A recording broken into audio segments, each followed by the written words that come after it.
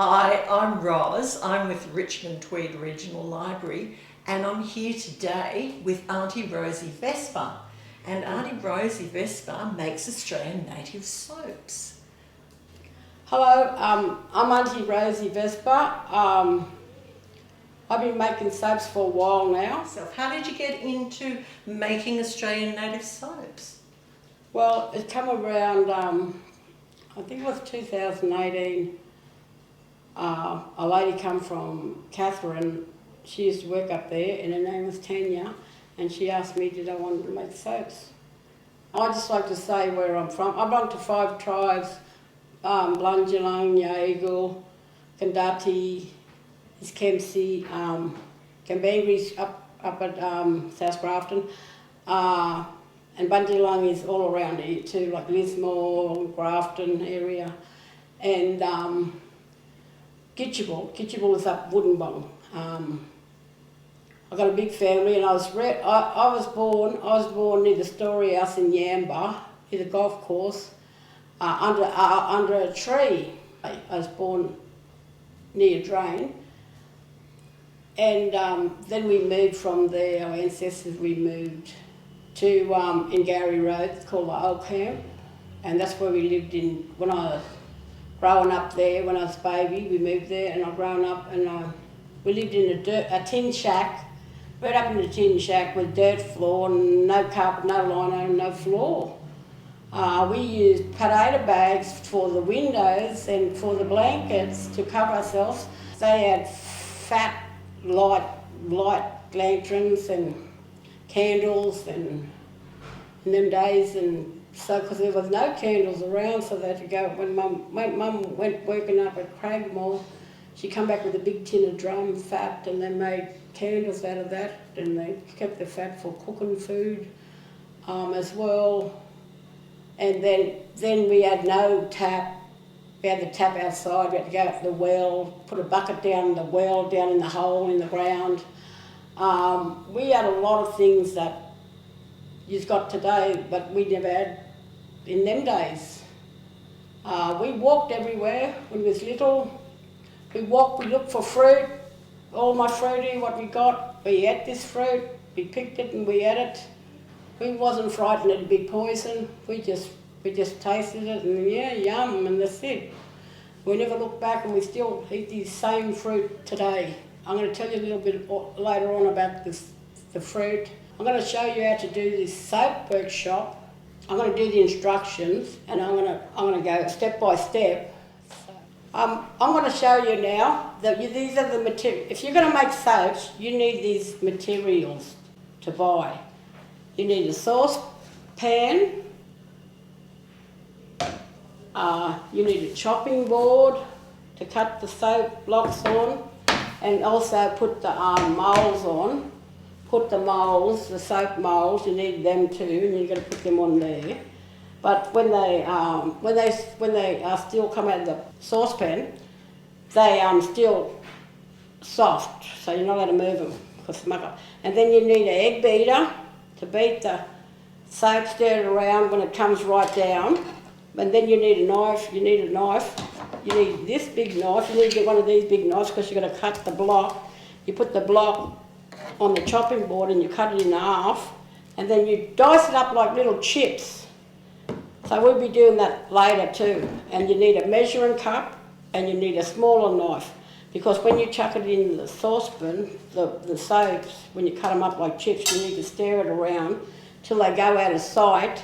And once they go out of sight, you get the whistle and you whistle around. And then you've got to measure, if you get over to the ingredients, you've got to measure this is the passionfruit juice from the passionfruit. You've got to measure that and put it in there the right length. If you don't, you'll muck the soap up. So we're gonna start cooking soaps now. Because I told you about, this is the passionfruit, that's the soap, what I make, the soap, and that comes from that block, and the rest come from my ingredients. So, and I do honey, the wild bush honey, I do the Piggy Face, you can see. Yeah, I'll get another. We can see why it's called a Piggy Face, because it's got a little head like a pig with the ears sticking up. And that's the soap. Soap there. And that's the lemon. This one here, it's got the bush lemon on there. This is a lemon. If you haven't got a bush lemon, you can go and get a lemon in the shop. It does the trick too. We're going to start off making Piggy Face soap. But first of all, when you pick the Piggy Face vines, you got to separate the bad Piggy Faces from the good, and you keep the good and you put them in the blender. You chuck them off like that, break them off like that, stick them in the blender. Or if you don't want to blend, if you haven't got a blender, you can just dice them. That's what it's look like when you put it in a oil blender. Comes out like that. So what I do is get it, I pour that down there. See some juice coming out.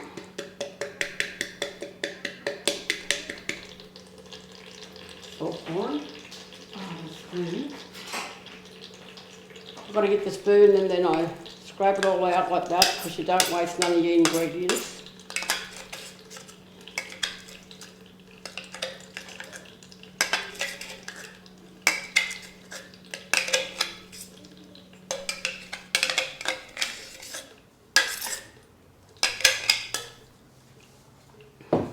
And then you get the spoon and you squash it down and you can see more juice coming out of it.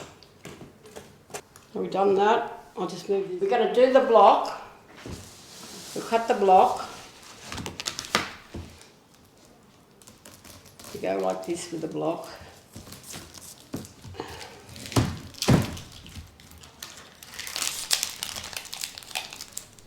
Take the paper off. Plastic, I should say, not paper. And you can see that other one there. And then you're going to cut it up like chips. So 1, 2, 3, 4. Because the reason why I do this is cut up like chips because it cooks quicker instead of waiting all day for nearly a full block to cook. And you put them in the pot.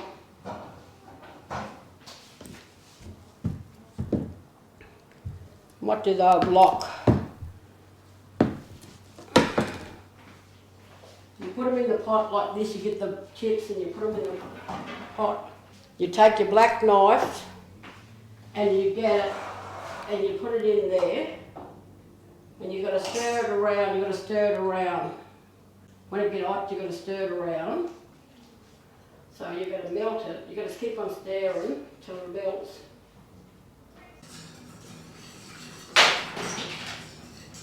Okay, the soap's all cooked down to the liquid. It's cooked down. Now we're going to put the ingredients in. We're going to put we've got to take the juice and because it's only half a block, you go half. You don't go the full block or the full cup. You only go half because it's only half a block. This is 1/3 of a measuring cup. So I only put half of the Piggy Face in there. And now I tip it in here, the juice. That is the juice after I blend the Piggy Face. That's how it come out lovely and green, like a lovely green drink. And you tip it in there. And you can see how it's going green. And you're going to put it back on the stove. Put it back on the stove for 5 minutes. So it can all blend in with the soap block. The ingredients, your Piggy Face.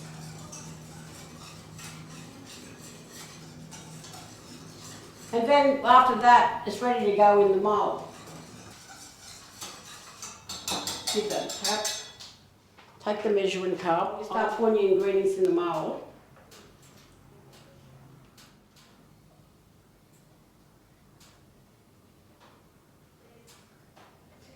And that's the Piggy Face one. The juice, that is just the juice. Step 2, I'm going to cook the flesh now and the skin mixed together. I've got all the juice out, so we're going to start on this one now. This is step 2 of the Piggy Face. This has come from the one plant. I'll put the ingredients in there first and I'll mash it down. Because it's got to be exact right. It's got to be the right ingredient. You can't go over because it'll turn out too soggy and too soft and it won't work. So it's got to be the right measurements you're putting in there. So remember that's 1/3 and that's half of 1/3. So that sits there and we cut up this other block for the flesh and the skin.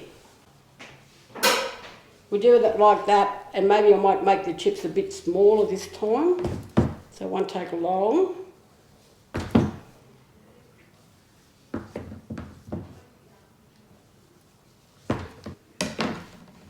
I'll get the chips, after I cut the chips up of the block, the soap block, and put them in the pot. Put them in the pot. Yes, I also travelled to Sydney Macquarie Uni doing this, and I just love it. I go to the block and do this cooking, and I get them to cook their own soaps too, and as long as they got a parent with them, because this can be very hot. When it's melted down, it can be very hot and dangerous. So we got a parent helping them, or me, and they just love it. They love doing this, and they get me every year to do this in Sydney. I just love it myself. Okay, the ingredients melted down. Now we're going to start step 2. We're going to scrape. I've got to scrape the flesh and the skin out of here, and then put it in there in the soap. Just give it a tap. Scrape that down. Stick them there.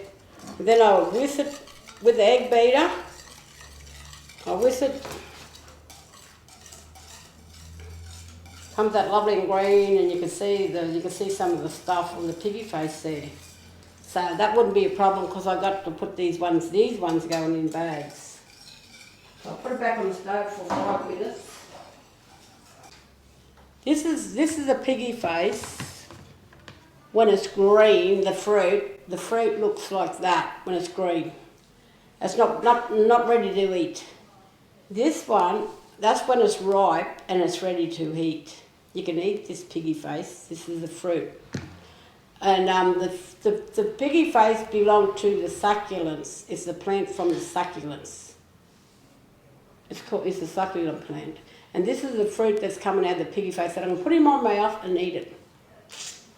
And it's full of, it tastes lovely, tastes nice, tastes sweet, and not so salty. But the other ones I picked, they got salt in them because we live near the sea. And now it gives you iron. It's good for your blood. And so I'm gonna put these in the pocket rocket, and we'll see what colour they come out. And then we take this fruit, this piggy face fruit, and we pour it down there. Put the spoon and scrape it all out, like we've done with the flesh and the skin.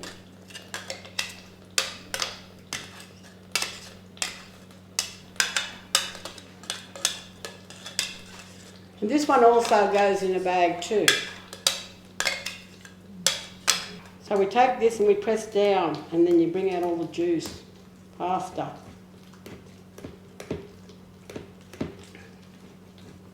In there. Only half of it.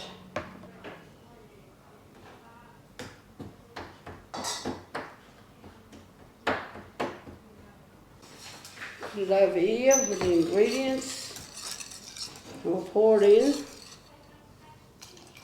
Look at that lovely pretty colour. And that's what it turns out to like to be. It's like a red portello. Put it back on the stove for 5 minutes. Sometimes people don't, I don't, because it takes too long, and once I give it a couple of stirrs, and it goes in there, the ingredients in there, and it's ready to, because you don't want it sudding too much, because it starts to sud, and it's no good to do it suds. Because you have it all sitting at the bottom now. And we'll do a couple of these scoops in here.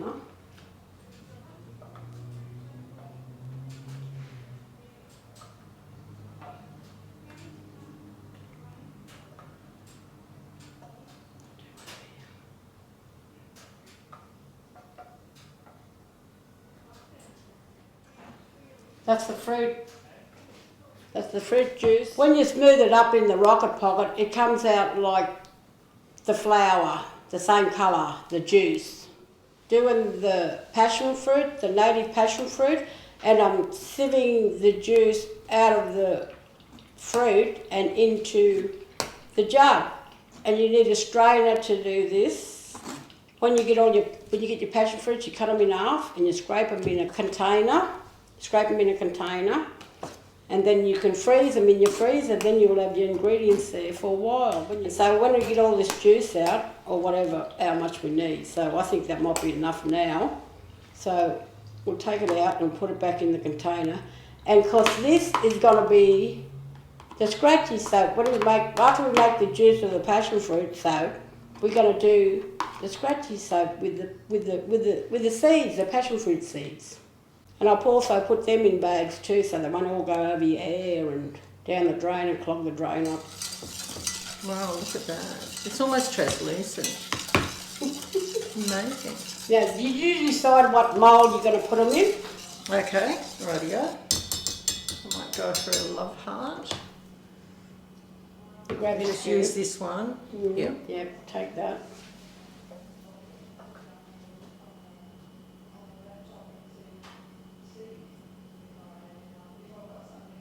This smells amazing. That's for scratches. If you get scratches and that, scratches. And I fill it all the way up to the top. Yeah, you go and fill it up to the top. Now we are getting to the seeds of the passion fruit. I'm going to measure them in the cup, measuring cup. And that's half of 1/3. And that's ready to go in the soap mix. I'll just put that there and leave that there and lid back on it. And that's the passion fruit done. Is that ready to bring out? Yep, here we go. All melted. Put that down there. Or you'd like me to stir that one up? Yeah, stir it up. I'll just grab that and stir. Thank you. There are bubbles coming out. See the bubbles? There we go. And that means it's almost ready to go. Yeah, well that's the end of the passion fruit. Okay. Now I'm on to the honey, the wild honey. The native wild honey, so I'm putting it into the measuring cup. That's it.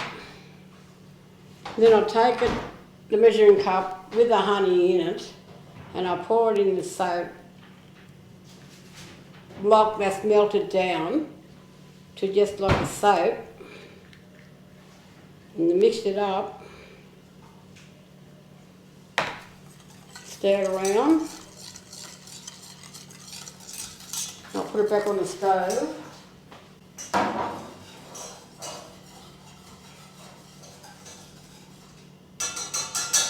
Take it off the stove and it's ready to go into the moulds. It's ready to go into the mould, just got to get all that other honey sitting in there, get it out of the cup, and then you'll have a lovely pour it in the moulds.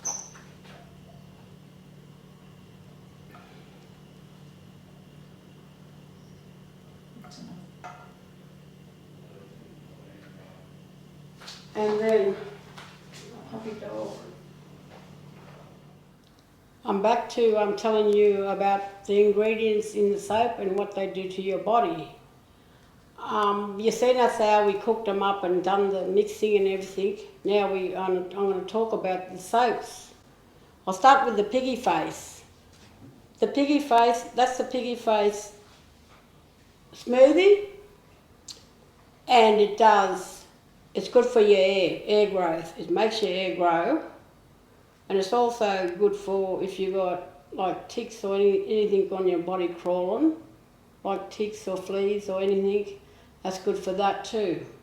So the Piggy Face is a very powerful succulent, and of course you can see when you look at my hair, I used it when I first made the soaps, I kept on using the Piggy Face, and then I noticed my hair growing long and getting thicker. And now I'm using the Piggy Face as well, still today, from that day, since 2018. And this is the fruit and the juice from the fruit, and that's out of the Piggy Face fruit. That's what colour it comes out. And this one here is from the skin and the mulch that comes out of it, and that's what leaves the Piggy Face in there, and that goes in the bag. So you won't get stuck in your hair or clog your drain up as well. So that's the Piggy Face. We move on to the Passionfruit. The Passionfruit being separated from the seeds as well. The Passionfruit is good for your scratches or stretch marks or anything you got on your body. It's good for, like if you get a scratch with the bushes, or a dog or bird bites you or something. So that's what's good for the piggy. That's Passionfruit. The wild native Passionfruit soap is good for that. And now I do them with the seeds in them. You also got to put them in bags, stop the seeds from going down the drain or whatever, or you can just use them like that. So I don't think there'll be any harm. So and now we go on to the honey. The honey soap. That's the honey soap. I make these little tiny dogs and little love arts and everything because they're good for cabins, camping and caravans. They're basin soaps. They're really basin soaps to put around your basin in your shower room. Okay, I'm back to the honey soap. Sorry I didn't tell you, it's antibacteria soap. It's good for allergy, if you've got a skin problem like allergy or eczema, it's good for that. This is the wild bush lemon soap, and this is good for if you're hitchy. You can't stop scratching, so this takes away the hitch. And it's antiseptic soap, so it kills the germs as well on your skin. So I'd like to thank you for listening to me, and I'd like to say thank you to the team that's got me involved in doing this. It's been a privilege working with them. These look amazing, Rosie. We just want to say thank you so much about teaching us how to make these incredible soaps from Australian native plants. So it's been wonderful to spend the afternoon with you. It's been wonderful working with you and Jan, and Chanel. Okay, Thank you. They look incredible. Thanks so much.